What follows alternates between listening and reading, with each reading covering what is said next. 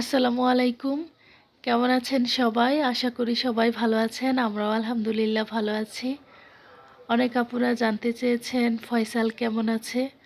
কত বড় হয়েছে আসলে?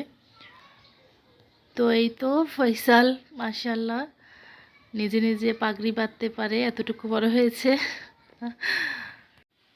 এই ভিডিওটা ছিল শুক্রবার, জুমার নামাজ পড়তে যাচ্ছে আমার ছেলে মসজিদে। সবাই আমার ছেলের জন্য দোয়া করবেন।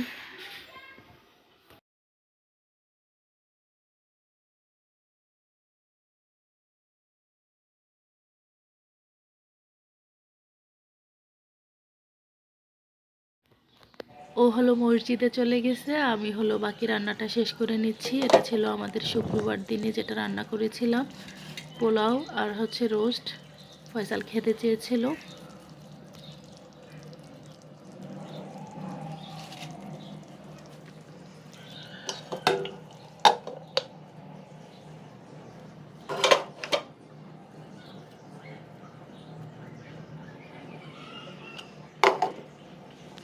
ও হলো মসজিদে যাওয়ার আগে তরমুজ খেতে চেয়েছিল, তরমুজ তো ফ্রিজে ছিল। তো ঠান্ডা খেলে ফয়সালের প্রচণ্ড কাশি সমস্যা হতে পারে, তাই আমি তরমুজটা ওকে দিইনি, ফ্রিজ থেকে বের করে রেখে দিচ্ছি। ও আস্তে আস্তে ঠান্ডা ছেড়ে গেলে ও খাবে।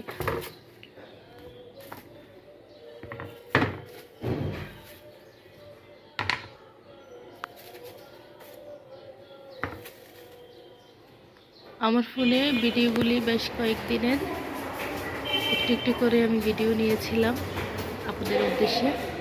তো এটা হচ্ছে হয়তো বা তারপরের দিনের শনিবার দিনের হবে। ও ক্লাসে চলে গেল,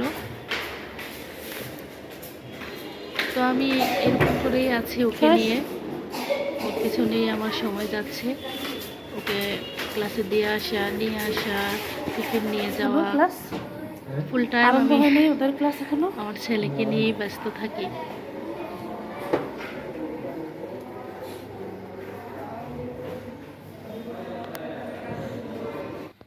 এটা হলো আবার বিকেলবেলা, আমি ওকে ক্লাসে দিয়ে বাসায় আসছি, রুটিনের কাজগুলি শেষ করলাম।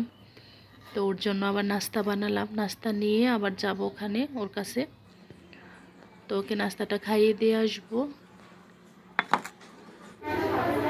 এইভাবে করেই আমার দিন যাচ্ছে।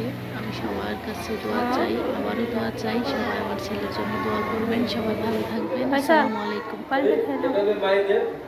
পানিটা খেয়ে নাও।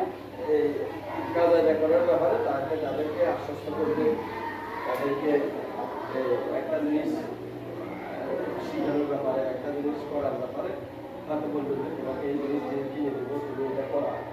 তখন ওইটা করার জন্য দ্রুত চেষ্টা করে যে আমি আমার এই জিনিস দিবে বলছে, আমি করে আরো খাইতে হবে তো আদায় করে নিতে চেষ্টা করবে। যাও ক্লাসে চলে যাও, ক্লাসে দেরি হয়ে গেছে।